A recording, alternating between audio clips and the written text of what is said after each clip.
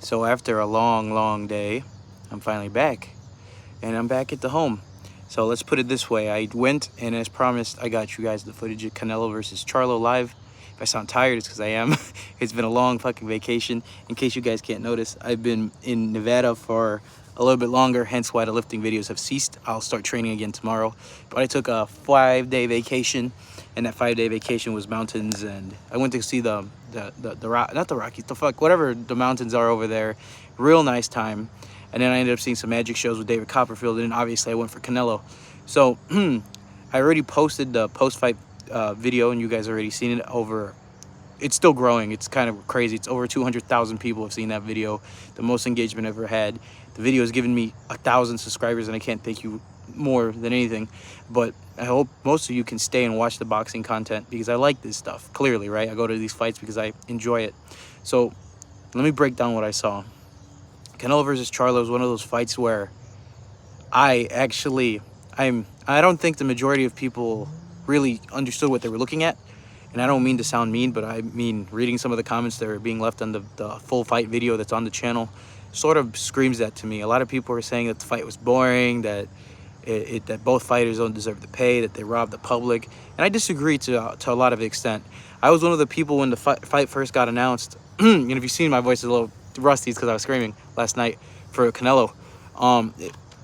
And I think when the fight first got announced, I was really excited because it was an undisputed champion in Jermell Charlo, an undisputed champion in Saul Canelo Alvarez, and they both took really long routes to become champions. Jermell had to fight a gauntlet of really good dudes in order to get to the position he was at. He had one loss against Tony Harrison. He avenged it really beautifully. Canelo, on the other hand, only lost to arguably should have lost to Triple G, but he only lost to Floyd Mayweather and Dimitri Bivol, coming off looking kind of rusty against John Ryder. So optimal times for Jermell to go up and move up in weight, because he was, the smaller guy in paper, but moving up in weight should help him because he didn't have to cut the extra couple pounds, and he was arguably taller, longer, and stronger than Canelo. Now, going into the fight, what the hell did we see? As we know, Canelo has one style in his current weight class. At 168, he likes to use a high guard and come in and pressure guys using his footwork. Something people don't realize is that Canelo's a beautiful pressure fighter, and he's a great counter puncher. So Canelo creates his openings with his footwork. He'll come in walking with a high guard, and he's waiting for you to shoot your shot so he can counter you. So what Canelo's game plan was just that, what he does every single time in 168.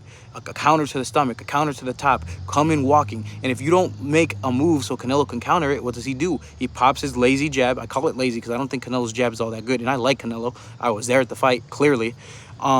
He has a lazy jab, and he'll try to open you up, or he'll throw bombs to the body. Canelo's style is that. And normally, Canelo tires out because he's not that good stamina-wise. I can be critical of my favorite fighters, too. Now, the reason this fight gets disappointing is because Jermell Charlo did not fight like fucking Jermell Charlo. Jermell Charlo can fight on the back foot, counter, and fight in the front foot and make guys drop. He did that against Brian Castano. He did that against Tony Harrison. He did that against Banana Rosario. But, what did he do in the Canelo fight? He simply came for a fucking paycheck.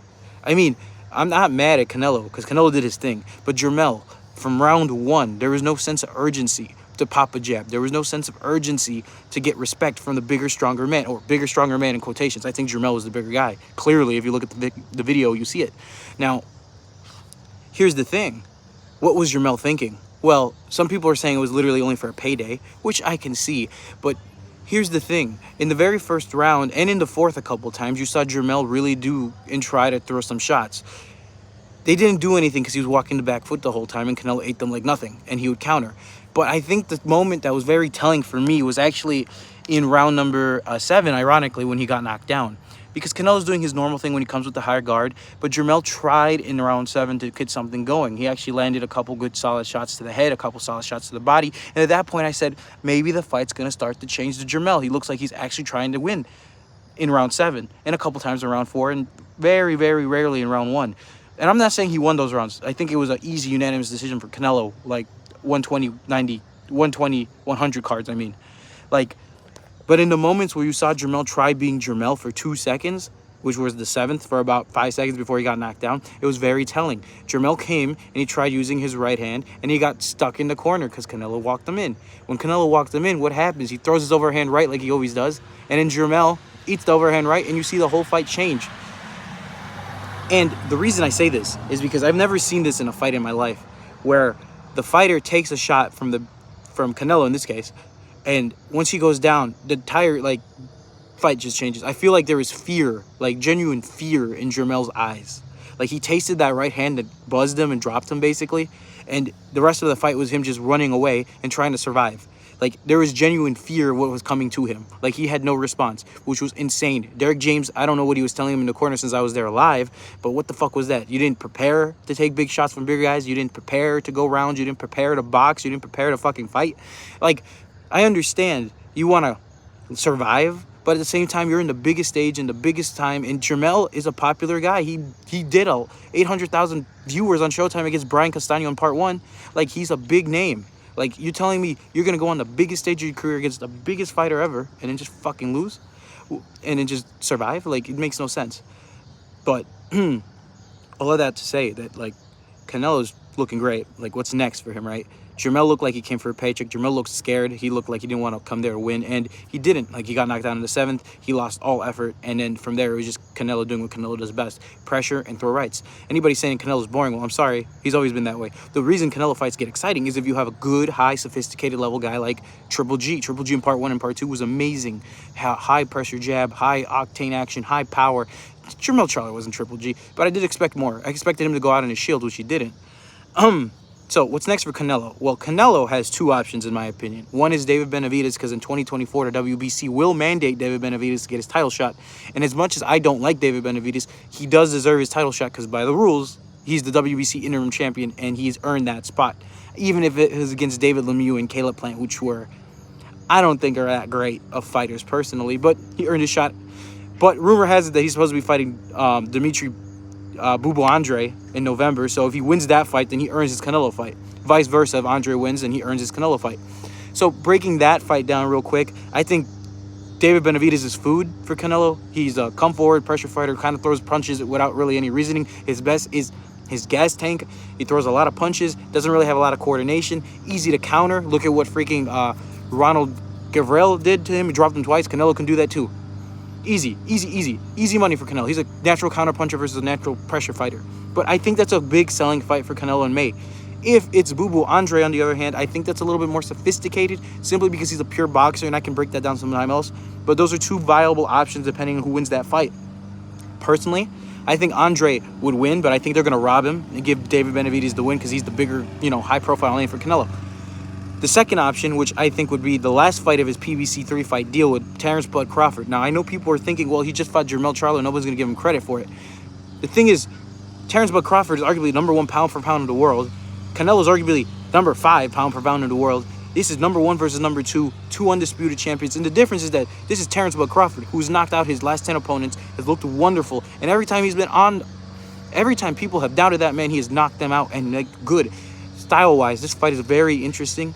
For 2 reasons. Terrence Bud Crawford is very IQ sensitive. This man knows how to jab. This man knows how to box. This man knows how to pressure. This man knows when to shoot his shots. He can counter the counter. He's not Jermel Charlo. I think Crawford would have beat Charlo. That would always been my opinion.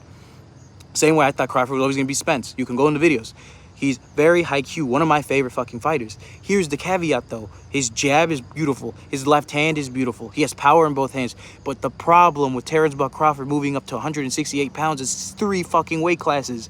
So can he do it? Well, I mean, he probably can put the weight on. Is he going to take one good punch from Canelo and then give up like Charlo did? I don't know. But you know what? I have one thing, though. I think Bud Crawford has always been more of a man than any of these motherfucking guys on PBC because he's always fucking, been a beast. So, stylistic-wise, I think he has the skills to potentially beat Canelo if he can take the punch. Here's the flip side of that coin, though. If he can't take the punch or if Canelo senses blood, I think Canelo can get him out of there. It's one of those fights that's very competitive where I can see Crawford countering the counter and Canelo countering the counter. Stylistically, Bud Crawford would be the favorite, but Canelo is the bigger, stronger man, most definitely. So you would have to give him the edge. I personally think the route of action is going to be winner Bivol, not Bivol, because Bivol's out of question. Winner of Benavidez and Andre, May of 2025 or 24, and then Bud Crawford for the last fight of PBC on September, which would be huge. And I will be at that fight if it gets made, because no way in fuck I'm missing Bud Crawford versus Canelo Alvarez, my favorite fucking fighter. Anyways, that's all for the video. Since the post-fight reaction, you can tell my voice is kind of sore. I've been, working, and I've been going to Vegas. I came back to Chicago. We're back. So thank you for 1,000 subscribers. Thank you for being here. I hope you guys stick around. I'm making a lot of videos every weekend about boxing. You'll see them like this. I'll have a title card, my thoughts generally about the fight card weekend. I watch boxing 24/7. It's not high profile. I'll watch the Zone, ESPN. I pay for that shit too, so stick around. We have a lot to talk about. Secondly, if you're here just for the boxing, that's cool. You don't have to watch everything. I also like using this YouTube channel for my personal benefit. Like, I lift a lot of Olympic weightlifting. I like posting my progress in the gym. It's going to be here forever. It is my channel. I get to do that, right? You don't have to watch it, but the boxing content will always be here because I mix everything I love in my life into the YouTube channel, whether it be boxing, lifting, or whatever. It's going to be here. So please watch what you want. Stick around, and I really appreciate 1,000 subscribers because that's huge. I didn't think the Canelo video was going to blow up like that. I thought I was going to get like 14K views, and then that's it. This shit is damn near 300,000 views by the time I finish this video. Anyways, I appreciate it. And the subscribers keep going up too, and it's just unrealistic what this possibility can, give me. Like I said, though, it's not only just boxing. It's also lifting, and it's probably also random thoughts I have every once in a while. Anyways, thank you. Those are my thoughts on what I saw in Vegas, what I think of the potential future for Canelo. I think that Canelo looked good.